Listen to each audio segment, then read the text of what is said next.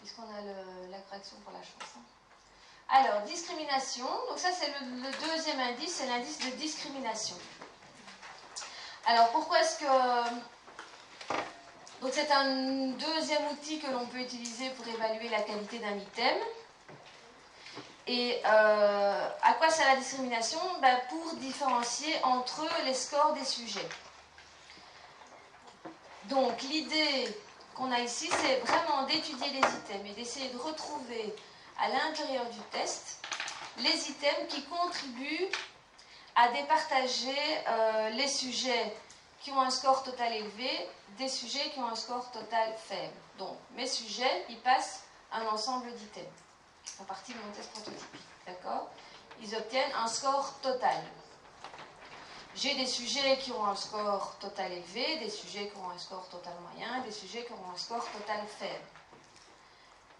La discrimination de l'item, c'est pour chaque item, quel est son pouvoir justement de faire la différence en tant qu'item entre les sujets qui ont un score total élevé et des sujets qui ont un score total faible. Donc c'est une espèce de mesure de la corrélation, si vous voulez, si vous faites la corrélation entre l'item et le score total. Si la corrélation est élevée, ça veut dire quoi? Ça veut dire que les sujets qui ont bien réussi l'item ont bien réussi le test au total. Les sujets qui ont moins bien réussi l'item ont moins bien réussi le score total. Ça, c'est une bonne corrélation entre l'item et le score total.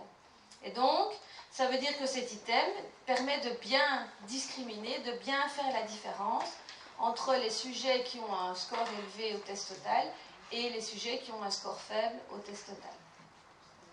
Alors, il y a deux outils qu'on peut utiliser, deux manières d'évaluer cette discrimination. Il y a ce qu'on va appeler un indice de discrimination, comme il y a un indice de difficulté, c'est un indice de discrimination. Et on peut aussi faire des corrélations, et vous verrez ici j'ai pris les points bis et points bisériels, je vous montrerai qu'il y en a d'autres, en fonction des échelles qui sont utilisées. Donc, en fait, un test, il a toujours pour objectif de faire la différence entre des sujets différents, d'accord? Et ce qui est intéressant, c'est de pouvoir aller repérer à l'intérieur du test ce qui permet de faire la différence entre des sujets différents. On pourrait imaginer qu'il y a un item qui ne fasse pas de différence entre ceux qui ont bien réussi le test en question et ceux qui ont mal réussi le test en question. Alors, cet item aurait un faible pouvoir de discrimination. Comment est-ce qu'on fait pour calculer cet indice de discrimination? On va l'appeler D, et simplement on fait la différence entre les indices de difficulté pour le groupe d'efforts, PI+, et le groupe des faibles, PI-. D'accord? Donc j'aurais dû mettre DI, parce que c'est l'indice de discrimination de l'item I, n'est rien d'autre que la différence entre l'indice de difficulté pour le groupe dit d'effort et l'indice de difficulté du groupe dit des faibles.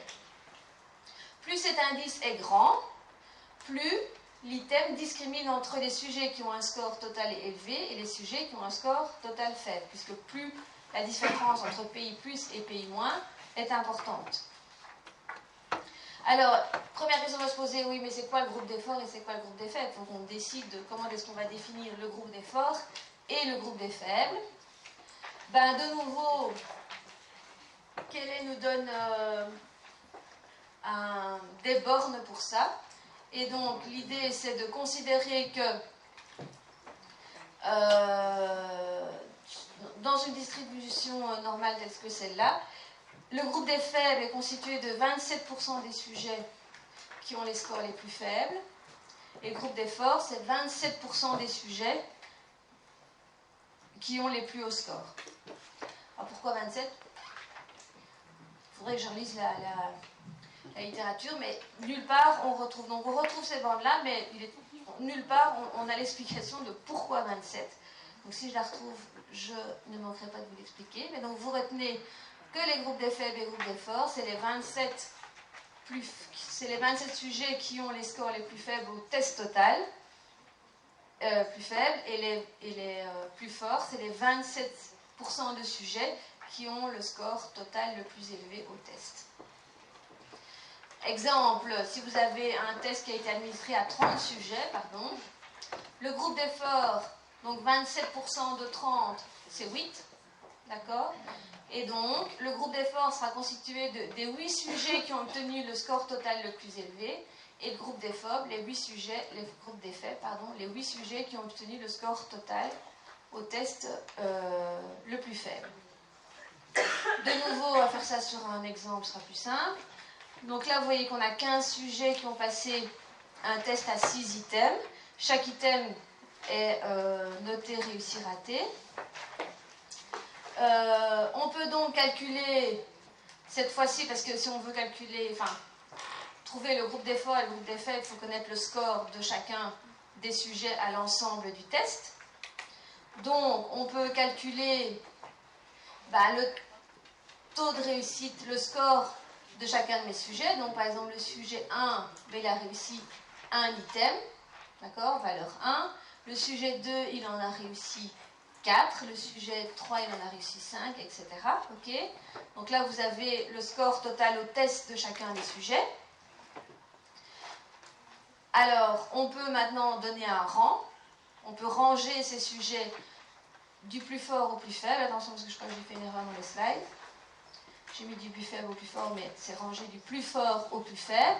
Donc, à droite, le colonne de droite, vous avez les rangs qui ont été attribués à chacun des sujets. Vous vous souvenez encore comment on établit les rangs? Exemple, prenons les scores les plus élevés, c'est 6.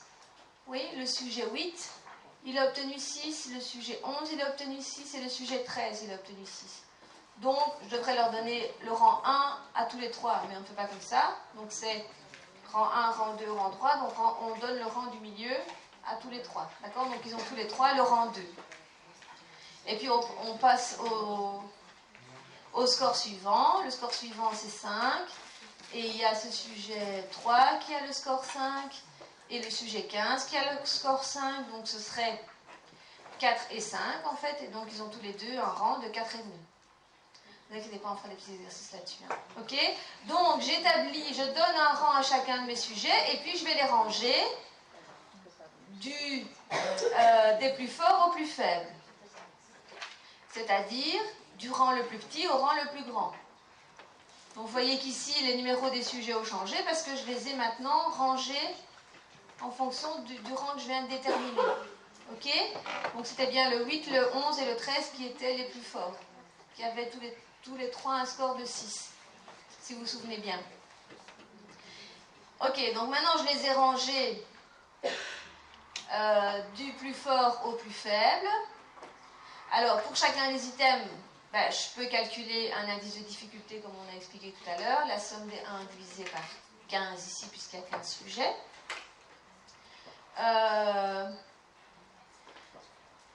Mais j'ai dit, pour calculer l'indice de discrimination, il faut constituer le groupe d'effort et le groupe d'effet. Le groupe d'effort, c'est 27% des plus forts, et le groupe d'effet, c'est 27% des plus faibles. J'ai 15 sujets, 27% de 15, ça nous fait à peu près 4 sujets. Ok? Donc finalement, mon groupe d'effort, c'est ces 4 sujets-là, et mon groupe d'effet, c'est ces 4 sujets-là. Donc vous voyez que l'indice de discrimination, il n'est évalué que sur un sous-ensemble des sujets. Juste le groupe d'effort et le groupe d'effet. Il y a plein de sujets que je vais laisser tomber dans le milieu. Et donc, pardon? 27% de 15. Puisqu'on a dit que pour déterminer le groupe d'effort et des faibles, c'était 27% des sujets les plus faibles et 27% des sujets les plus forts. Si j'ai 15 sujets, 27% de 15, ça fait à peu près 4. Ça va? Et donc, je calcule maintenant pour chacun des groupes un indice de difficulté. Ici, l'indice de difficulté pour l'item 1 du groupe d'effort, c'est-à-dire P1 plus, c'est 4 divisé par 4. Oui, somme des 4 divisé par 4. Donc, c'est 4, c'est 1. Et PI-, c'est donc l'indice de difficulté pour le groupe des plus faibles, c'est 1 divisé par 4. Donc, c'est 0,25. Et donc, mon indice de discrimination pour l'item 1, c'est P1 plus, c'est-à-dire 1, moins P1 moins, c'est-à-dire 25. Donc, on a un indice de discrimination de 0,75. Et vous pouvez faire ça pour chacun des items. Et vous avez donc le petit tableau que vous retrouvez ici en dessous. Et vous pouvez donc discuter maintenant en termes de difficulté générale de l'item et en termes de discrimination de l'item. Alors, si on regarde les items 1 et 5, 1 et 5, ils ont le même indice de difficulté, 0,73 tous les deux. D'accord? Donc, ils ont un haut indice de difficulté, donc ils sont faciles. Mais, on voit que c'est l'item numéro 1 qui est le plus discriminant. Son indice de discrimination est de 0,75, alors que l'item 5, son indice de discrimination est de 0,5. Donc vous voyez qu'on commence déjà à nuancer. Donc, si on se base sur à la fois l'indice de difficulté et l'indice de discrimination, on a un élément complémentaire pour discuter sur le fait que l'item est bon ou mauvais. Puisque c'est vrai qu'il faut qu'il soit ni trop facile ni trop difficile. Quoi qu'on a vu dans un test, il en faut des faciles, il en faut des difficiles. Mais l'indice de discrimination est un élément important à utiliser aussi pour pouvoir décider de la qualité de l'item. Et donc, de la même manière, on a un certain nombre de seuils qui sont utilisés de manière courante. Donc, vous voyez que si l'indice de discrimination, il peut prendre n'importe quelle valeur entre -1 et +1. OK.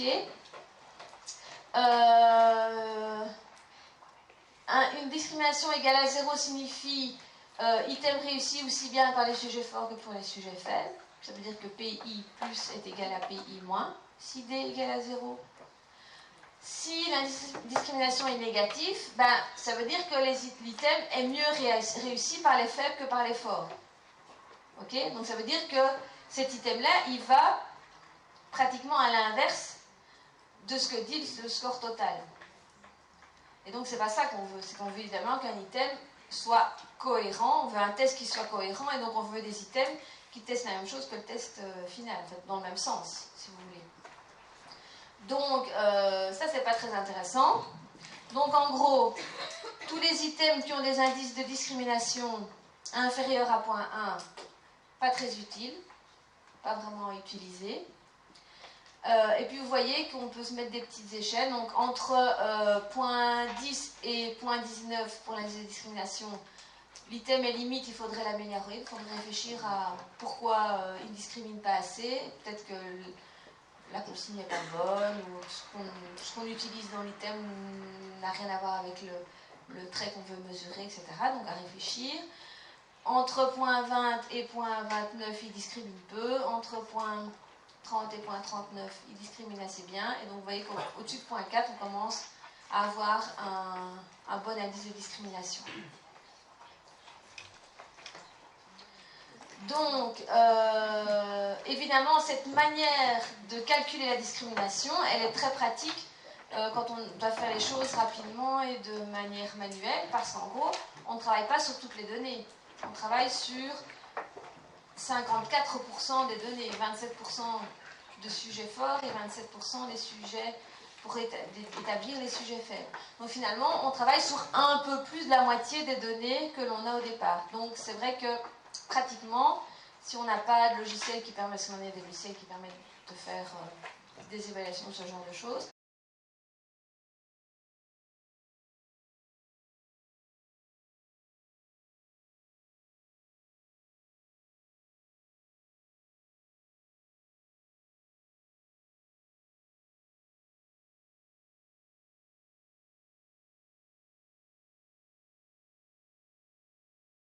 si vous avez...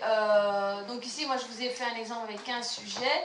Donc ça veut dire que finalement, les indices de difficulté sont calculés sur 4 sujets, c'est quand même pas suffisamment. Donc l'idée, c'est au moins d'avoir 8 sujets dans le groupe des forts et 8 sujets dans le groupe des faibles. Donc pour ça, au total, il faut au moins 30 sujets qui aient passé le test. D'accord ?